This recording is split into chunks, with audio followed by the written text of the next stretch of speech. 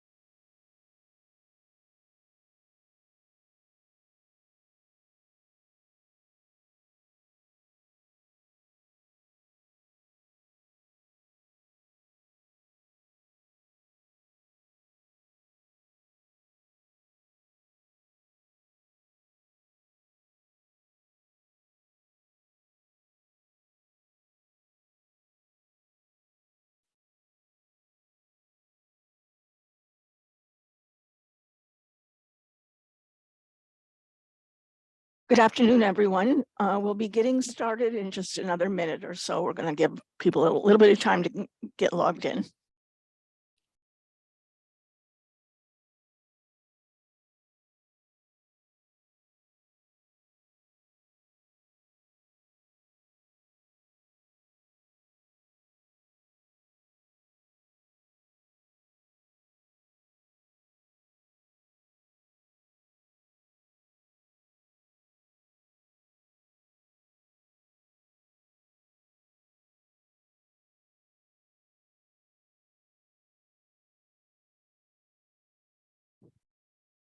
Okay, good afternoon, everyone. We're going to get started.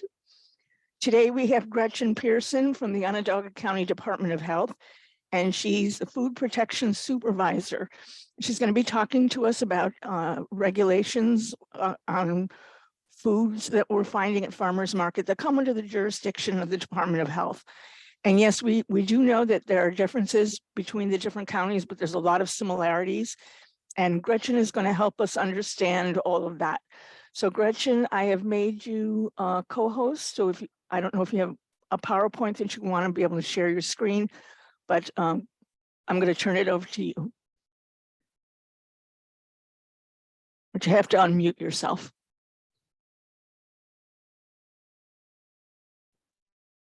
Hello? Yes, there you go. Oh, I'm sorry. I was having trouble unmuting. Oh, okay. Good afternoon. My name is Gretchen. I'm the supervisor for the food protection section for the Onondaga County Health Department. Just thank you for having me here today. Unfortunately, I don't have a PowerPoint presentation or anything to share. But I'll try to give, help you and give you as much information as I can. I'm sorry, I stepped out right as you were starting to talk. I had to grab a piece of paper. So you're looking, this is just for farmers markets, correct? Correct. Okay. So farmers markets are a little bit tricky for us with the health department because I think there's a lot of crossover with jurisdiction with New York State Agriculture and Markets Department. Mainly in our department, we deal with prepared foods. So we're going to be checking or giving permits to those people who are making food and serving it. Like, for example, I'm just going to think, the only thing I can think of right now is at the farmers market at Park Street. There's a couple people that we have in like different sheds there. Like there's the Kim's fried dough. She does, she makes fried dough right there on site and sells it. We're not going to permit places that are selling prepackaged items, like bottled sauces of that, things of that nature. It's more, like I said, it's just prepared food. Basically, for a farm, in my department, we issue 3 different types of permits. We have your regular brick and mortar facility permit. That's, basically what it says, brick and mortar restaurants. The permit is only good for that location. Then we have mobile food truck permits and push cart permits. Those are your typical food trucks and push carts that you see like on the street corners or street lots. And then we have a temporary permit. And I think most people, when they're doing food at a farmer's market, are obtaining the temporary permit. That permit will be good for up to 14 days at a single location. They do not have to be consecutive days. So I think that's why it appeals a lot to the people who do farmers markets, because sometimes they're, once a week, like every Thursday. So you can get up to 14 weeks on one permit. The cost of that permit is $130 if you're selling the food. And then we also have one if you're just giving away food for like sampling and promotional purposes, that's $62. with the, I have the application, and then as part of that temporary permit, you have to submit proof of workers' comp and disability insurance.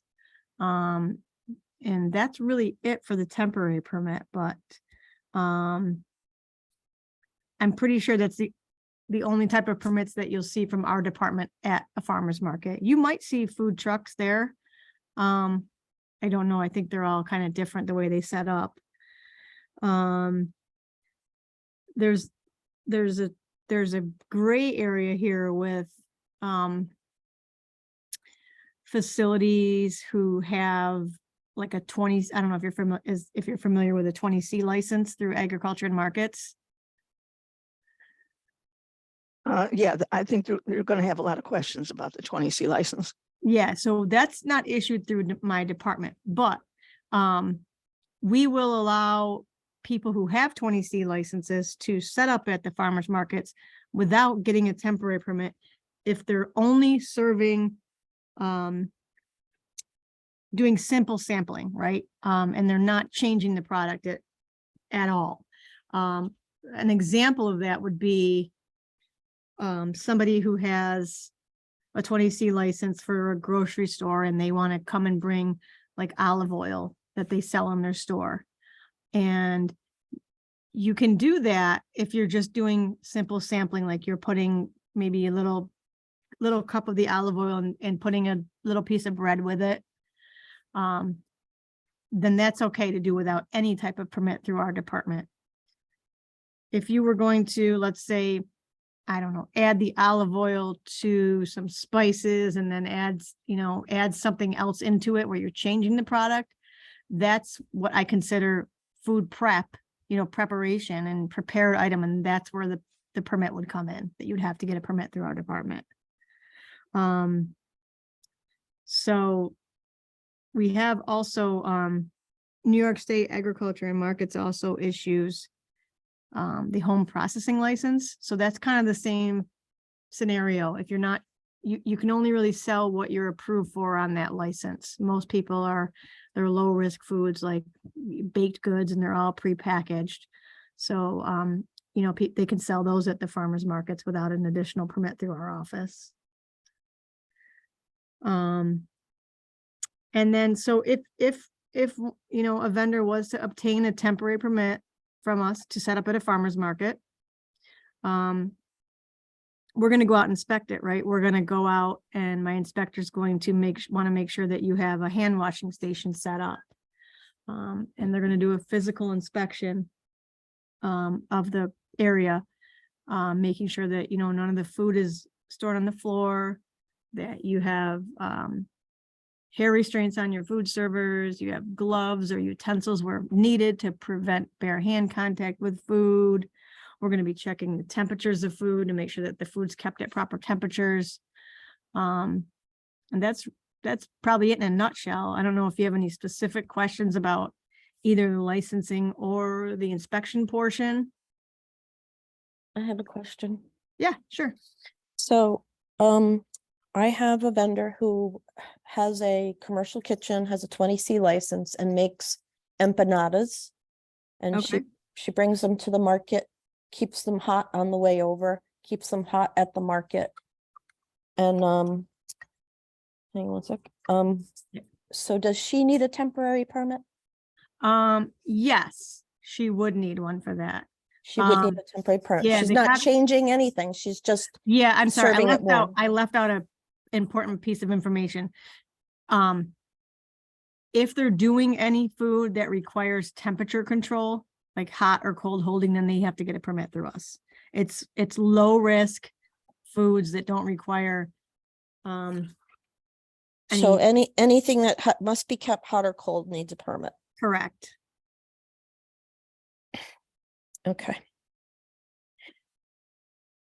That's helpful. Thank you. Yeah, sure. Any other questions? Tim, I think you have a question. I think you emailed me a week or so ago, and I didn't have a good answer for you. Might be a good time. If you want to unmute yourself, you can ask your question.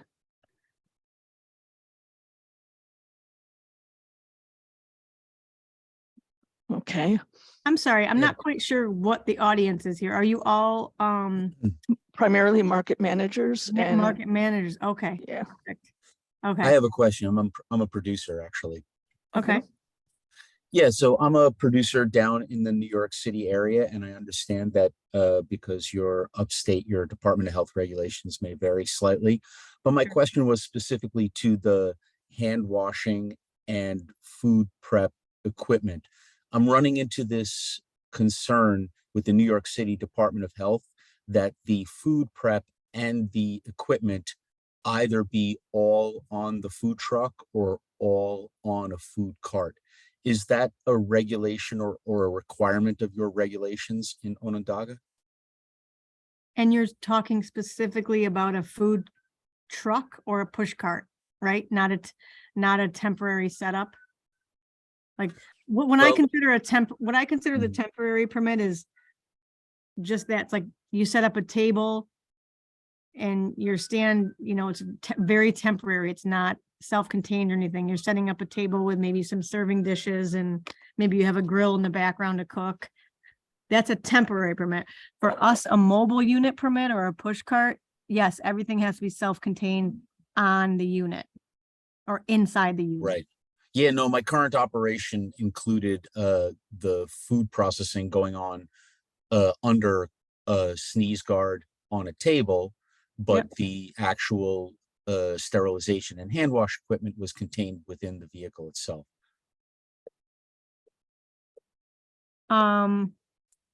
So I'm sorry, you were at a market where you were with this setup? Yeah. So basically, Okay. we've been operating in this fashion for some time, and the Mhm. Department of Health, the New York City Department of Health, is kind of struggling to Yeah. see how my operation fits into its regulations. Okay. And one of the things that I was told at their office was that the operation needed to be entirely within either the food truck or the Right. food cart, even though I'm not sure, uh, if we were, of course, they offer temporary permits as well, and I'm not Yep. sure if they were indicating that those were the regulations for the food cart or the Okay. temporary permit or both. But I was Yeah. wondering So for for us, it's going to depend on what type of permit you're getting, right? If right, you come to a market in our county with a push cart permit or a mobile unit permit, those permits are year round. And you really have to operate right out of that unit. Let's say you pulled up to a market and your truck was parked off the side, but you set up a table across the way. We would tell you that's not, and you're trying to operate off your mobile unit permit. That's not what you're doing. So I kind of agree with what they're saying. At that point, it would be more of a temporary permit. So it's kind of just like us figuring out what type of permit you need to use at each spot, that you're vending at.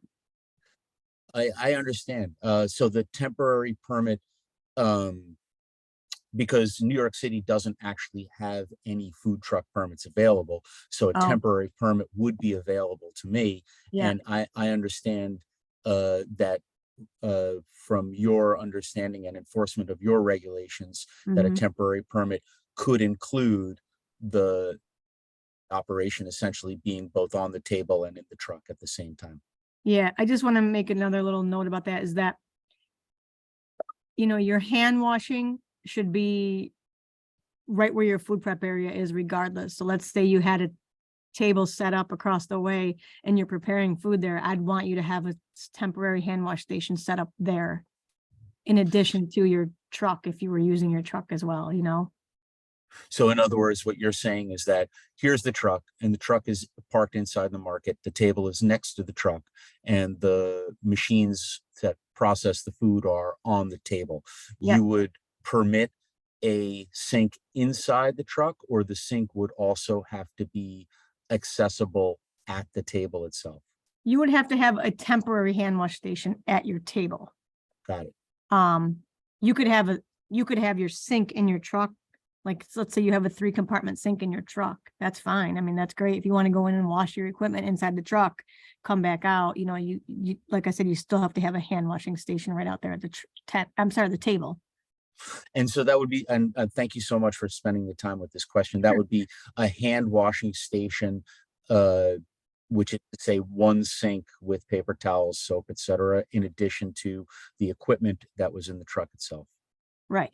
And for us, a temporary hand wash station, what we allow for that is you got to find something to put, warm water in, that with something with a spigot that will flow out freely, a bucket to catch that, a catchment bucket, and then soap and paper towels. You set it up on the table so it's gravity fed. You open the spigot, water flows out. You can wash your hands under it. We don't approve, those like igloo coolers with the push button. We don't approve Yes. those because you can't wash both hands under it because you're constantly pushing, the push button with a hand. Thank you so much for that clarification. Sure. Hey, Gretchen, we have another question in the chat pod. Would you like me to read it to you or can you see it? Let me see. What would be the simplest permitting for a produce grower to legally sample something like heirloom tomatoes or apples by the slice? So I would think that would be a temporary permit through our office. I don't know. I do work closely with New York State Agriculture and Markets, that department, but I don't know what type of licensing they give for produce growers and farms. What I would advise is probably, contact Ag and Markets and ask them if they allow that type of Yeah, Ag sampling. and Markets is going to send them back to the county because once you cut the apple, then you're Yeah, now processing. Yep. Okay. So then that would be a temporary permit through our office, but it would be sampling. So it would just be the $62 fee permit. We got another question. Are there certain considerations for nutrition educators to do sampling demos? Nope. It'd just be the same, same type of, it would be a sampling permit. The fee is cheaper. Also, I know like a lot of educational groups, might be like a non-for-profit organization. We do waive permit fees for any 501c3, I believe 8 and 10 organization, or any like educational youth group, things like that. Churches, we waive fees for things of that nature. So that would include Cornell Cooperative Extension. Yes, we do permit. We do have a couple permits through under them already. So yes, they are fee waived. Yep. Right. So it's basically just filling out, the application. It's a front and back, and then providing us with the insurance, which I'm sure is the same in every other county. Our applications are pretty simple for the temporary permit. They are, the front is basically just general information, and the back is just questions on, what you're planning to do, types of food, how you're gonna, sanitize, how you're gonna have hand washing, how are you gonna keep foods cold, how are you gonna keep them hot, those types of questions. I can put a link to our webpage for the temporary permits applications. Yeah, that would be great. Yeah. Could you talk a little bit about inspections? When you go out to farmers markets, what kind of inspections do you do? What are you looking for? So basically, if we see a farmer's market, we're not really gonna stop there and do an inspection unless we have somebody who has applied for a permit to be operating there, right? So, Right. Basically, let's say that, Cornell Cooperative Extension applies for a permit to do like, I don't know, fresh cut vegetables with some dips or something. We're gonna, find the stand located at the market. We'll walk up, we'll introduce ourselves, as being the health department.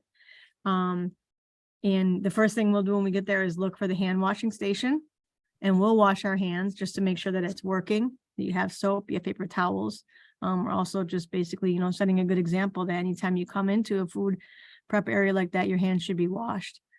And then basically we're just going to inspect that whole premises, that area. We're going to, if there's any food that has to be kept cold, we're going to take temperatures to make sure that the food is 45 degrees or below. If it's food that's in a hot holding or, you know, intended to be hot, we're going to make sure it's at a temperature of 140 or above. We're going to look and make sure nothing is stored on the ground. Any chemicals are labeled and stored away from food items. We're going to look at the food workers themselves. Do they have proper hygiene? Do they have a hair restraint on? Are they wearing gloves or using utensils when needed? We're going to just basically check everything. Sometimes what happens, like a frequent violation that we find at farmers markets and other outdoor events, is people will transport their food to a location and they don't transport it at the proper temperature, right? So let's say you're bringing cooked meatballs, right? Mhm. And they just kind of put them in the car, drive them over. They get to, you know, they're supposed to be kept at 140 or above. They get to the event or the market, and they have, you know, they start up their sternos, they put the meatballs in. Well, the meatballs fell out of temperature on the way over. So when we get there and we take a temperature of them, they might be 125. Well, the corrective action is to reheat them up to 165. And now there's no equipment there to heat that up to that temperature. So we get stuck, you know, vendors get stuck a lot of times where we have to kind of think on the fly and might have to borrow somebody's equipment, or it just, you know, it's tough sometimes. So we always recommend that you get your food nice and hot before you're coming, or really cold, and you put it on ice if you're bringing it in your car, or you put it in the Cambro unit if you're bringing it hot. We want to make sure also that you have a thermometer with you so that you can check your food temperatures as well. And you'll know, when action needs to be taken to either reheat a product or, you know, get extra ice and cool it down. And then we usually go over any violations that we find with the operator. We like to correct anything we can at the time. And that's pretty much it. I have another question about that. So, like Nicole was saying that, a grower may want to like sample an apple, right? So they're not going to keep apples Right. at cold temperature. They're going to take an apple out of a bin and cut it up. Sure. So is that legal with the permit, or do Yep, they have that's to fine. only, they can do Nope. that? So when I talk about keeping food at the proper temperature, I'm talking about what we consider, we name it potentially hazardous food, or we call it a TCS food. And those types of food are, just to keep it kind of simple, it's any like meat or dairy, cooked rice, cooked potatoes, cooked vegetables. It's a big category of food. Yeah. Like sliced raw vegetables, or most sliced, or chopped fruit does not need to be kept refrigerated. The only ones that do are sliced tomatoes. So those would need to be kept cold. And then like sliced melons, like watermelon or cantaloupe, those need to be kept cold as well. So, but I mean, like if you take a tomato and you slice it, and there's like 5 customers at the booth, it's going to go in a second. So, oh, sure. Yeah. So that's okay to do that. Yeah, that's okay. Okay. It's basically, so you got a tomato, after you slice it, it should be kept cold at that point. But if you're slicing it to give right away, I mean, we have to kind of use logic and, right. Okay. Just because we used to do that. We used to get these very special tomatoes that were ridiculously expensive. But if somebody was like $7 for a tomato because they were massive, and they were $7 a pound, right? So they would say like $7 for a tomato, that's crazy. And I'm like, okay, well, just taste it. And we would slice it up and taste it, like let them taste it, or like even sprinkle a little sea salt on it or something. And they'd be like, oh my God, give me 2.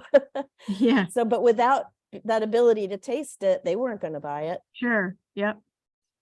Yeah. But So with that let's example, say you though, sliced like 3 of them up, right? And you were going to have extras. Then at that point, we would say, make sure you put that on ice or something.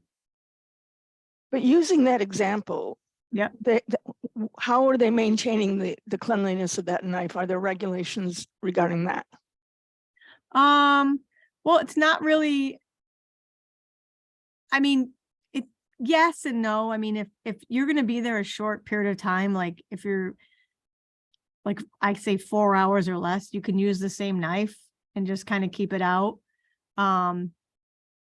What I would say in that situation where you're kind of out and stuck without, ways to wash, rinse, and sanitize, I would just bring extra knives, or some people do set up a little, I've seen people set up like what do you call it? Like aluminum little like half hotel pans. They set up 3 of them. They set up kind of like a little 3-bay sink, wash, rinse, sanitize. But really, I think just having a couple extra knives, and after a couple hours, you put the knife you used away so that you can move on to your second knife.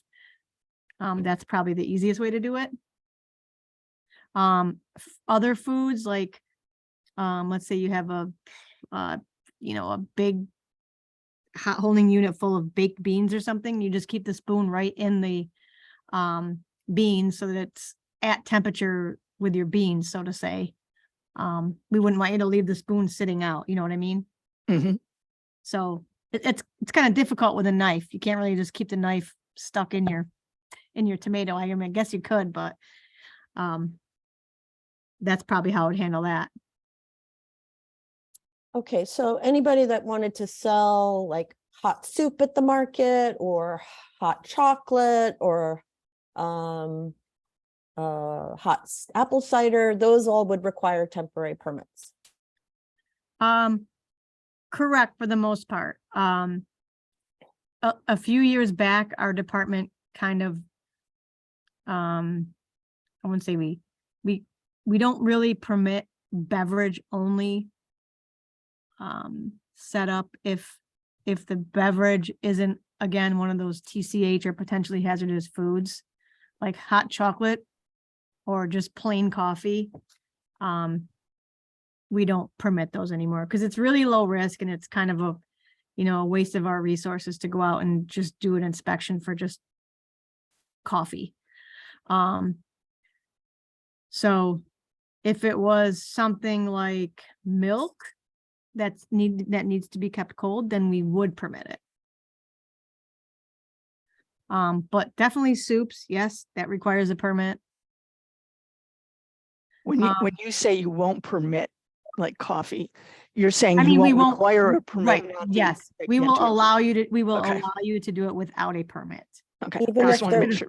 Should have said Even that if more there's- clear. Even if they're offering milk to put in it. Sorry, so yes, if they're offering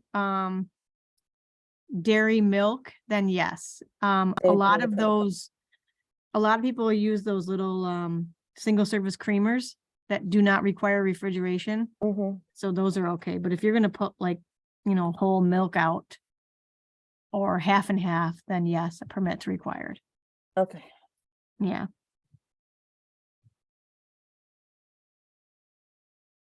I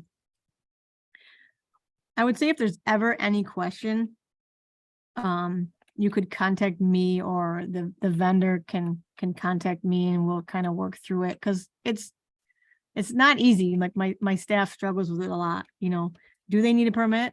And we'll have to work through it. So, but I would Could say you- that, yeah. Could you talk a little bit about the differences between counties? What are some of the issues that are different from county to county? I know the cost of permits differs. Definitely the cost. I know we've been told we're one of the most expensive, unfortunately. Other than that, I don't really know of many huge differences. I know that some counties will require you to, a vendor to be Serve Safe certified or to have a staff member that's Serve Safe certified. On site when you're doing any food prep, we do not have that. But we're all following the New York State Sanitary Code, so we pretty much should be all on the same page. Okay. Yeah, I don't really know of any other differences. That's good to know. I did have a question emailed to me, Okay. and I know this is about home processing. Yep. So maybe you can't answer, but I'm going to ask it anyway in case you can. Sure. Why is internet sales and advertising for baked goods, why is that not allowed? Is there a reasoning behind that you can explain to us? Yeah, unfortunately, I do not know that. Okay. That's- It's internet and what else? They said advertising. That was the question. Oh, I don't really know, to be honest with you. Okay. Well, I knew it was a long shot. I think it's just, I think the idea, oops, sorry, I'm trying to get back to, I think the idea behind the home processing licenses, like initially it was like just people to get their feet wet and it'd be easy, you can use your home kitchen and you're doing low risk food, you're not serving it to hundreds of people. And I think when you open it up to online sales, like that could just blow up, so I guess that would be what I imagine, but I really don't know. Okay. Okay, sorry, I'm trying to figure out how to attach this link here. I'm not on my normal computer. Oh, okay. Sorry. Anyone else have any specific questions? So I just posted the link for where you can find all of our applications. And again, it's under food permit application packages. And like I said, most of them will be the temporary permit or promotional. Like I said, temporary and promotional are basically the same thing. It's just the fee is different. And there's some good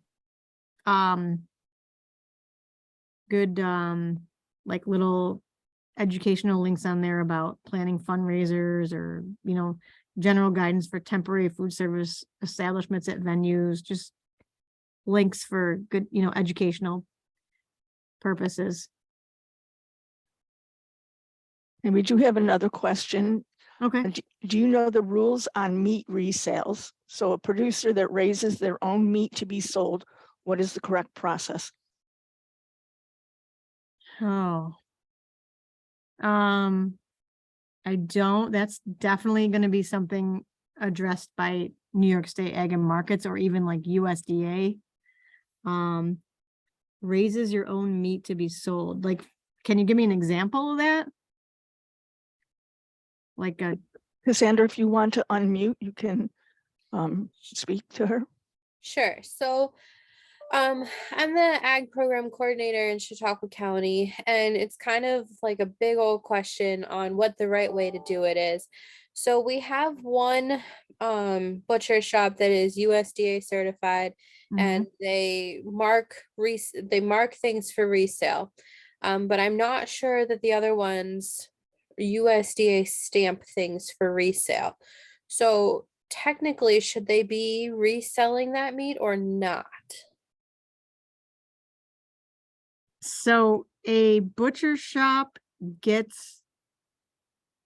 So like, for example, I'll just use myself. I raised lambs and I had 2 lambs that were ready to go. So I had them butchered. I put one in my freezer for resale and I sent one off. Another party purchased the whole lamb. So I know that when they purchase the whole lamb or the half the lamb and they're directly picking it up, it doesn't need to be marked for resale, and that's fine. But I got the one that I put in my freezer marked for resale, and someone's like, you don't have to do that. I was like, are you sure about that? Okay, yeah. I have no idea. So they're regulated by USDA and I assume Ag and Markets as well, correct? I'm not 100% sure on that. I assume it's ag and markets as well, so you'd probably definitely have to reach out to those agencies. Okay. Yeah, Hey. unfortunately, we're just prepared food here, like, Cassandra, this is Mike Knuckles with Jefferson County. So we deal with this a lot. You're talking custom versus USDA processing. If Yeah. you go to the Cornell Guide to Direct Marketing Livestock and Poultry, I just dropped the link in there. That explains the differences between custom freezer trade, which cannot be resold, and USDA, which may be sold by the pound. And then Okay. you get to 5A, and there are other types of processing out there, but it's probably too much to get into in this particular forum. Okay. But Thank you. reach out to me if you have questions, though. Yeah, I will. Thank you. Okay, so Mike has that link in the chat pod if anyone wants to grab a hold of that. awesome. Any other questions or comments or any I- clarification on anything I talked about? Okay, I have another question. Sure.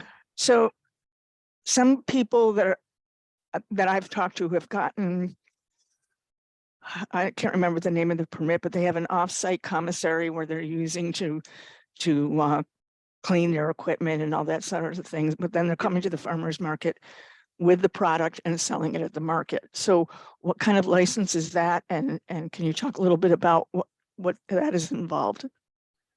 Yeah, so in our county, I know you're talking about a commissary kitchen. So we issue commissary permits in a couple different ways. One is for all of our mobile units and push carts have to have a commissary permit. Basically, it's their home base where they're going to take back equipment to wash, rinse, and sanitize at their commissary kitchen, which is basically a full service permitted, already licensed kitchen through our department. They're going to wash, rinse, and sanitize equipment, dump wastewater if they need to. They might store food there. They might do food prep there. And that all, revolves around their mobile unit. And then we have other, there's a lot of caterers that use commissary kitchens because they don't have a storefront or a place to do their business. So they'll operate in their business name under their own entity out of a commissary kitchen. They'll use it in the off hours and do catering or licensed permitted bakers that don't have their own storefront and they want to sell baked goods online. They'll operate out of a commissary kitchen. So we'll issue permits in their name using the location of the commissary. Now, once they go to a farmer's market, that's different. Again, it's going to just all resort back to what are you selling at the market? Is it prepared food? Is it potentially hazardous? Is it packaged? And then that's kind of how we're going to decide whether or not you need the temporary permit again. For example, if we have a baker who makes individual, small little cakes that can be kept at room temperature, and they're going to package, 50 of them up at their commissary and then come to the market to sell them already packaged, they don't need refrigeration, then there's no permit necessary for that. I'm trying to think of an example where a permit would be required if somebody's operating out of a commissary. I guess it would be if, let's say we have somebody here who makes cheesecakes, things that need to be refrigerated out of a commissary kitchen. Again, that's something that has to be refrigerated. So once they go to the farmer's market, we need to give them a permit at the farmer's market. Our permits do not, you can't take they don't transfer between locations. So you can't take, your, like a restaurant can't take their restaurant permit and come to the farmer's market and say they're covered under their restaurant permit. their location, they're specific to the location. If that makes sense. I know Yep. it's complicated.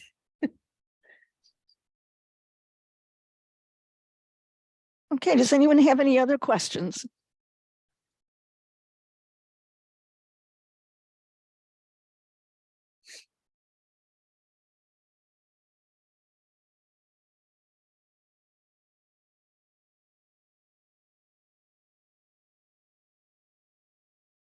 Okay, not hearing any additional questions, and I guess we'll go ahead and close out.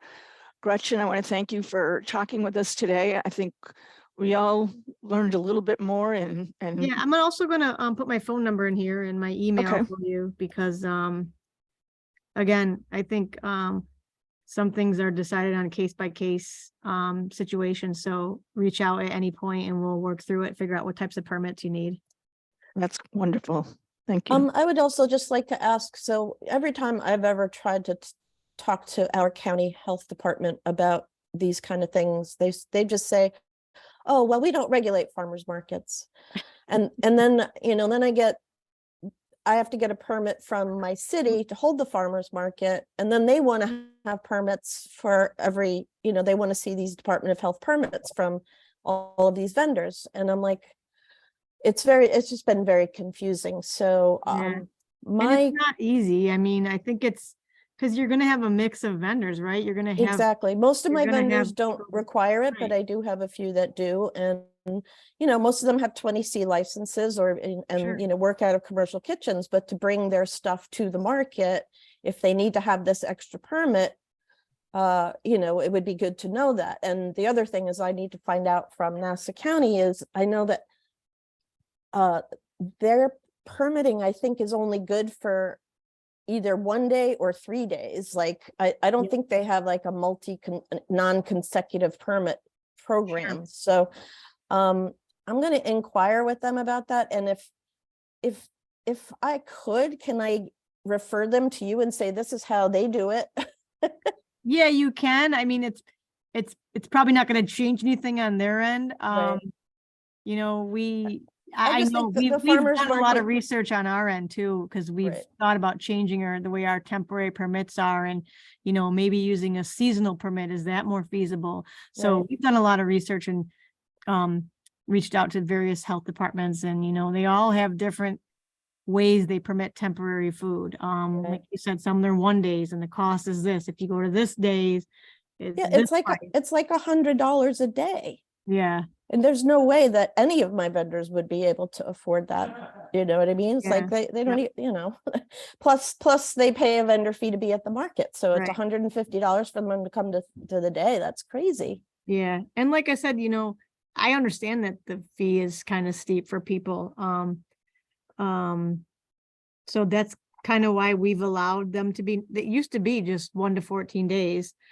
So we've allowed non-consecutive days and, there's certain groups that we do fee waive, like I mentioned before.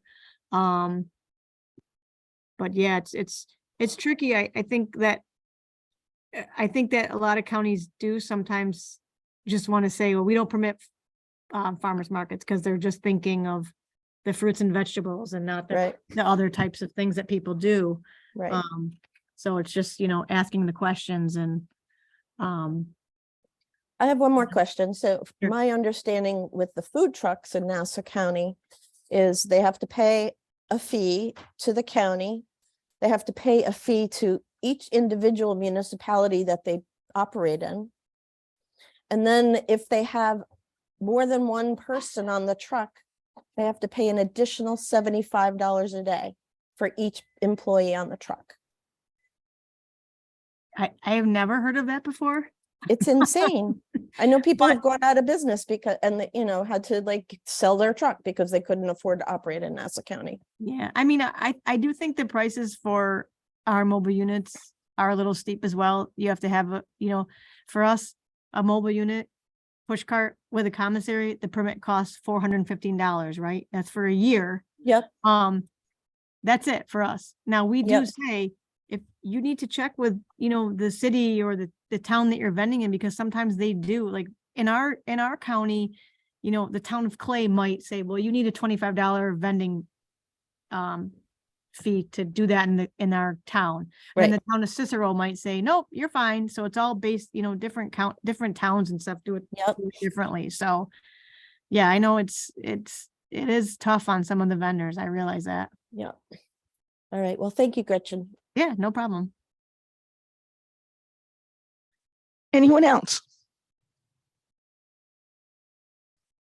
In that case, then Gretchen, I want to thank you for talking with us today. I know we all learned a lot, and you've given us some links and that to go and do a little more research so we can all bring ourselves up to speed. Yeah, and I apologize. It is sometimes tricky to decipher which type of permits, and that's why I always offer, just give me a call. I know the types of questions to ask you, and we'll figure out what type of permit anybody needs for basically any type of setup they want to do. That's great. And again, her contact information is in the chat pod. You want to grab that.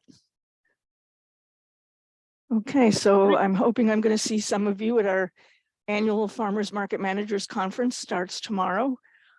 If not, then I'll look forward to seeing you again on our next monthly meetup in March. And thank you again, Gretchen. Yep, thank you. Yep. Don't sign off yet. I got to copy and paste these things. Okay. Thank you. Almost done. Okay. I'm working with one hand. I have a cast on. Mm. Very hard to copy and paste with one hand. you Okay, both. I'm done. Thank you so much. Okay. Bye-bye, everyone. Bye.